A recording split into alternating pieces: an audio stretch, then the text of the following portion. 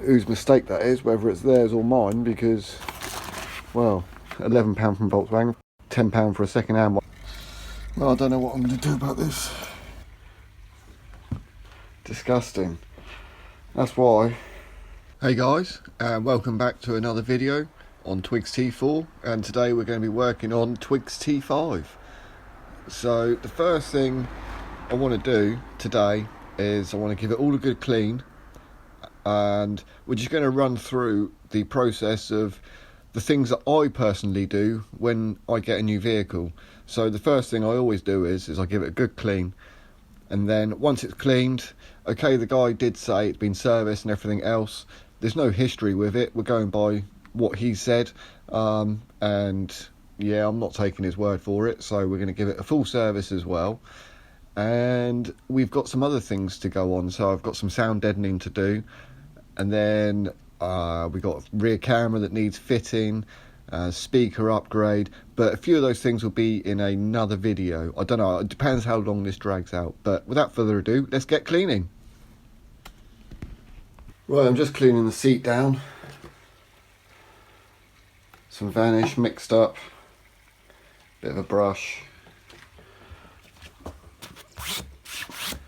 That little bit was done when I've done the top, because I've done all the back and that. Washed it all down. There was quite a few stains on there, done the top. Now all I've got to do is the rear seat. Some marks and minging. We give that a quick clean. And then let's leave it to dry, hoover it all off. And we'll see if it gets rid of these marks. Water stain and a little stain there. But I don't know how well the camera's going to pick up. But look at the ming on that. Can you see that even on the top there? Disgusting. That's why a deep clean is one of the first things I always like to do when you get a new vehicle. Now I've given it a good clean, polished it all up so it's looking quite nice like that. Rates it. All the insides come up really well as well. I had all the seats out and I removed the carpet, well the mat, cleaned all the carpet as well, cleaned the rails, the runners, cleaned all the interior, all the plastics, all the sides, everything's been cleaned, and I used Auto Gleam interior shampoo. So I'm really impressed on how the van's come out. It has actually made a massive difference. Why they couldn't have done this in the first place, I don't know. But yeah, no, it's come up really nice. There's no more stains on any of the seats. All the headrests have come up nice and clear. The driver's seats are all lovely and clean. All the front, everything, just gone to town and spent a long time just cleaning. I think it's taken, what, 3 days to clean the van properly, give it a good clean. But it's looking good, really impressed. I've even cleaned underneath the bonnet as well, underneath, yeah, all that engine tidy area. Everything's been cleaned. Haven't missed a single little place. So now it's nice and clean. I'm going to go, oh well, I guess we put the van on the drive, and I also want to readjust the height, because although it looks really nice to drive, it looks really nice, you know, nice and low and yeah, nice stance, but it's not very comfortable or practical to drive. So I think what we're going to do is maybe get some larger tyres, because they are, what, 35s on there. So we'll get some larger tyres and maybe raise it up a little bit as well. I'm thinking maybe about 1 inch all round, and then, okay, it's not going to look as great, but it's going to be a lot more comfortable to drive. Right, let's get it onto the driveway and do the oil change and service. So I'm only going to be doing a basic service, just the filters. So we've got the air filter, pollen filter, diesel filter, oil filter, and the oil itself. So I'm using the Castrol Edge, and that's the 5W30, and it is the 507, because this engine, the BPC, actually has the DPF. So whether you have the DPF or not depends on whether it's 506 or 507. I can't remember. Yeah, but yeah, that's 507, which is what's supposed to be in here. So I've got the engine tray there ready to go, so we'll jack it up and we can slide that underneath. But the first thing is to remove all of this engine tidy at the top. So I'm going to set you up down here somewhere, and I'm going to get that taken off and remove the air filter.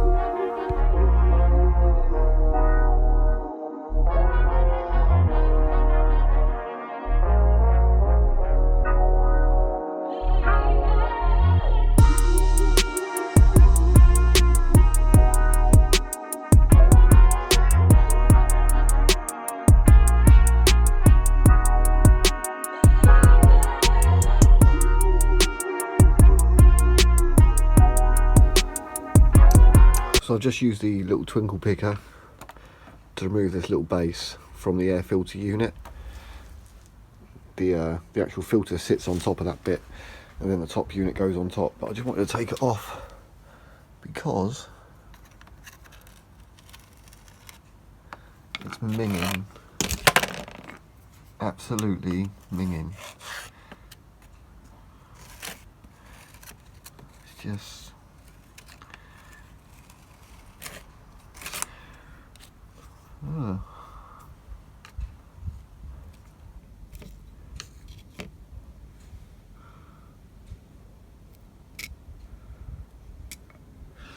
tasty. And I'm going to give all that bit of a clean as well. I'm just going to use some brake cleaner on it. I've got my tray somewhere. Here's my tray.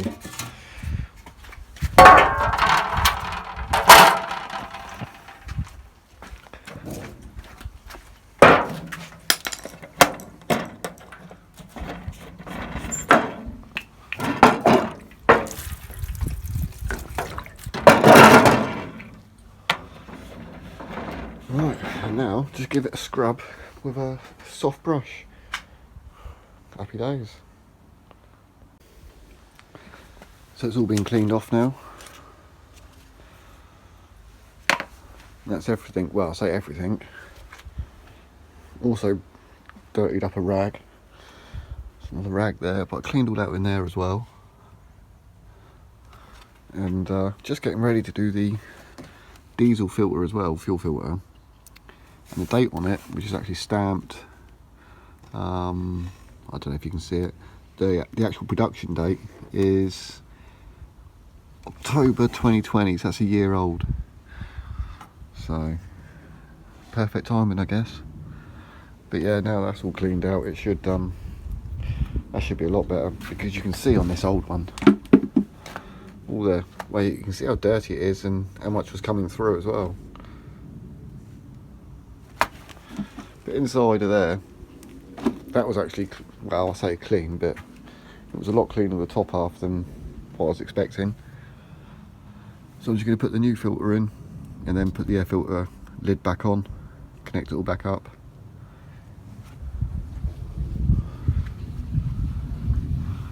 And then we'll do the filter. I've just undone these bolts here, these two bolts on the outside, just make that bracket looser. A little bolt in there, 10mm I guess, to release the clamp. That bolt hole there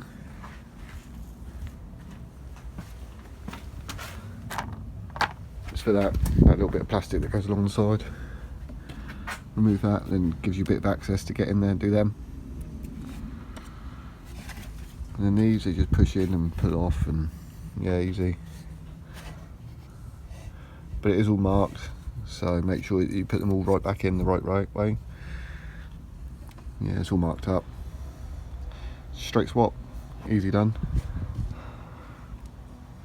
And then it's oil filter and oil.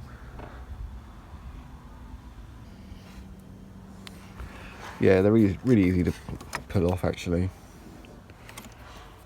You just got this little bit here, you just push it in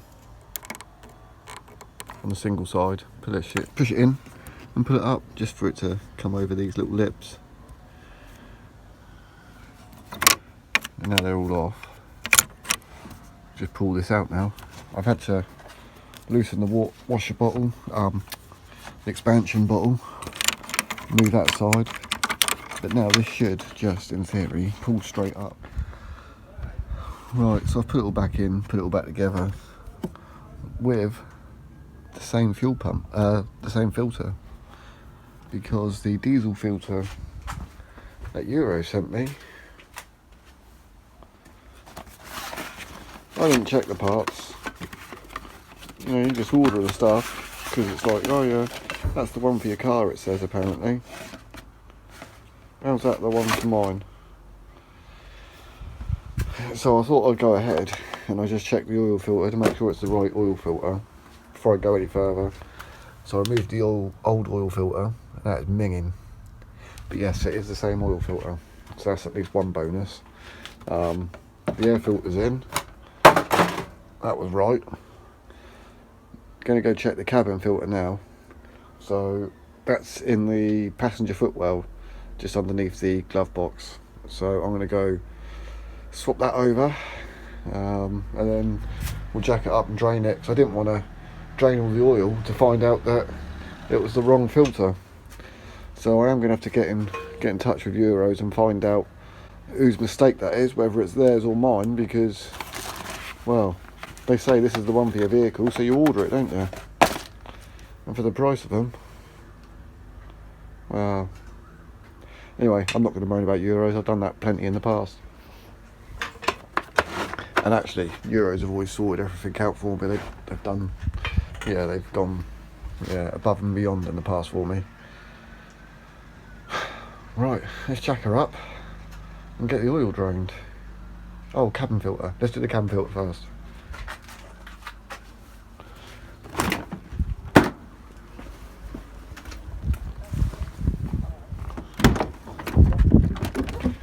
Now it is on the passenger side, but we don't have a lot of room underneath. I have to open because of the door. Oh, you're not going to be able to see anything now.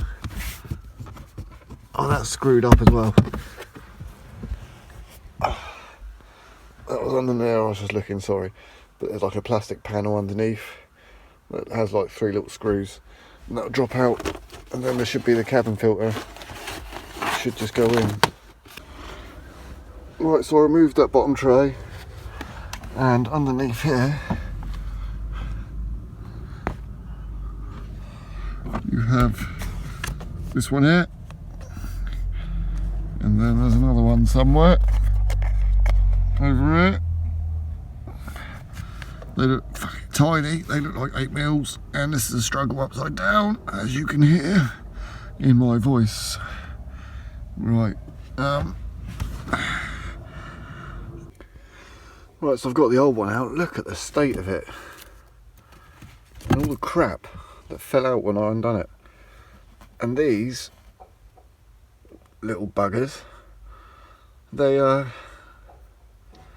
must be like a 5.5 mil or something, because I don't have a 5.5 mil socket, so I've had to use a 732. Oh well, but at least it's out, and I'll put a clean one, brand new one back in, because that is minging. And when you do put them back in, make sure, there you go, you put it in the correct way so that the airflow is correct. Right, I'm going to put the new one back in, which is here, ready to go. But I need both hands to do it, because upside down and all that. Right, so I've gone ahead, removed the engine under tray, and what I have noticed underneath is, I did use the old air gun, Ugga Dugga. Everything under here, there's the sump plug, which is a 19. It looks like that's been weeping as well, so need to replace the copper washer on that, although that just looks like a normal steel washer, not even a copper one.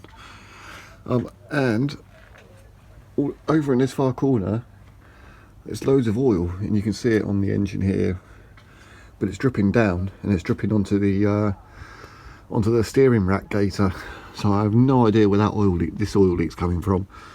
I've checked absolutely everywhere, but it's, yeah, it's dripping. You can see it there, can't you? So I need to find out where that oil leak's coming from. See more oil up here. Apparently he said he'd changed a tandem pump gasket, but everything is still very wet under here. Like that bit there, I just wiped it away. Well, wiped half of it away, and it's already come back. Yeah. So if anyone knows, just put some oil over that rusty bit just there. There you go. I guess the oil leak does have a purpose, preventing rust. Oh wow, nightmare. Yeah, so I'm just going to crack that off now and then drain the oil.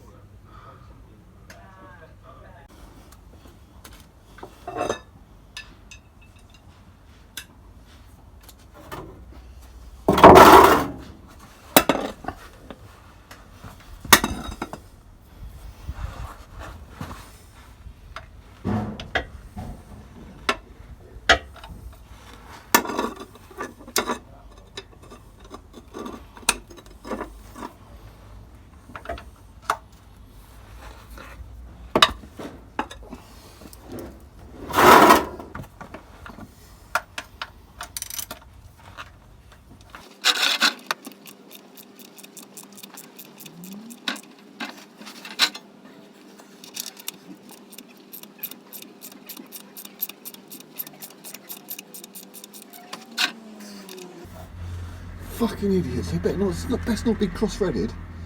Fucking tight.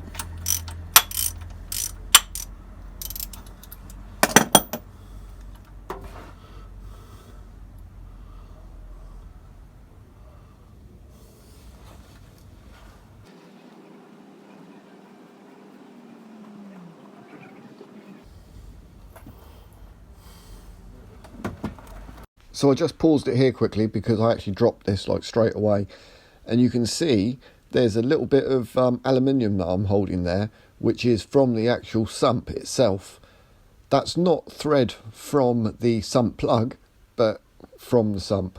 So I really don't know what to do about this, so any advice would be greatly appreciated. So bang in down below in those comments and help me out, please. Thank you. Oh, where did it go? I don't know where you saw that. It's fucking cross-threaded it, haven't they, the fucking dickheads?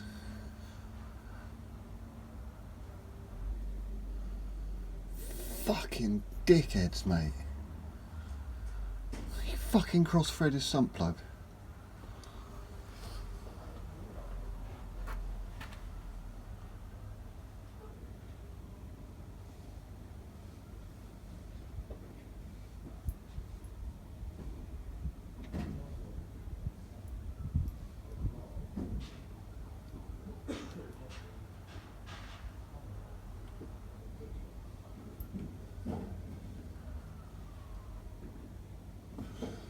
Fucking dickheads, mate. And it's cross-threaded the actual sump because the little bits of metal were in the thread on the plug. Fucking dickheads. It's really pissed me off, that has.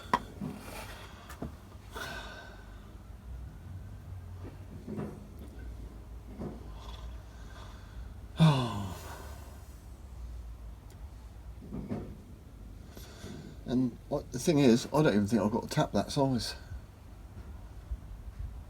Well, that's draining. I'm going to go have a look. Now, well, I've had a look, and my tap and die set only goes up to an M12.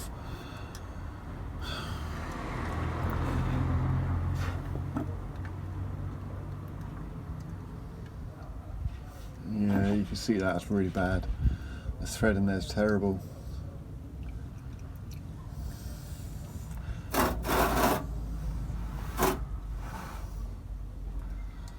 Fucking bodged, mate. I'll tell you, every Volkswagen van I have purchased second hand has always been bodged.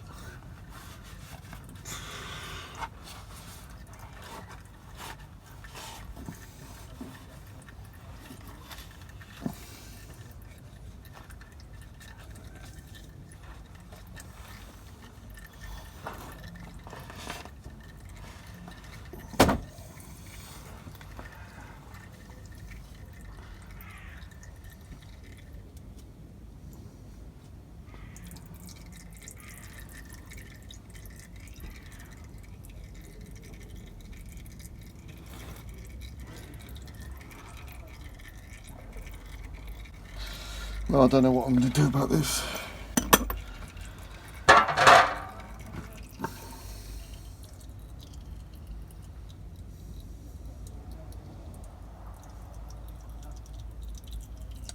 Well, as it is, I'm just going to leave the van as it is, up in the air like this.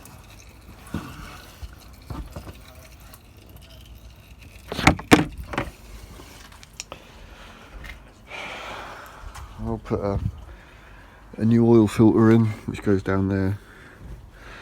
You can't see. I'll put a new filter in. I really don't know what I'm going to do about that though.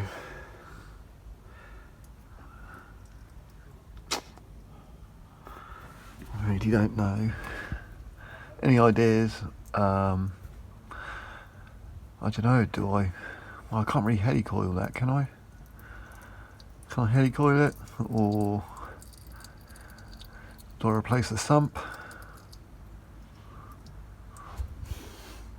Just bodge that one back in? I don't know. Let me go. Let me know, because I'm just going to leave the van there for now. It can stay here for a couple of days until I get some advice. I might get on the forums actually as well in a bit, see what people are saying. Oh man. See, this is why you got to do things when you get a vehicle, so you can find out all the little faults and issues and problems that are with it.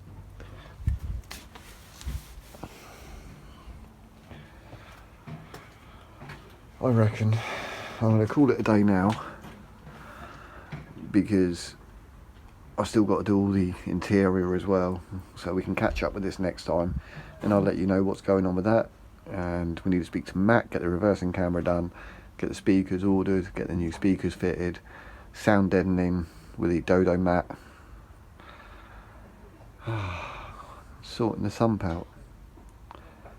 Oh, and I've got to ring up Euros and get a proper filter. Never simple, is it? Oh, and I've also got to go to Volkswagen and collect a gaiter for the passenger door for the wiring that runs through, because that's been bodged as well. They broke the plastic clip.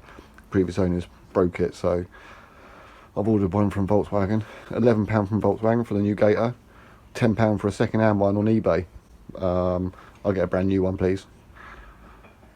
There you go. There's my little rant over. Wow. Anyway, wish me luck getting that sorted, and I'll see you all next time. Take care, stay safe, and God bless.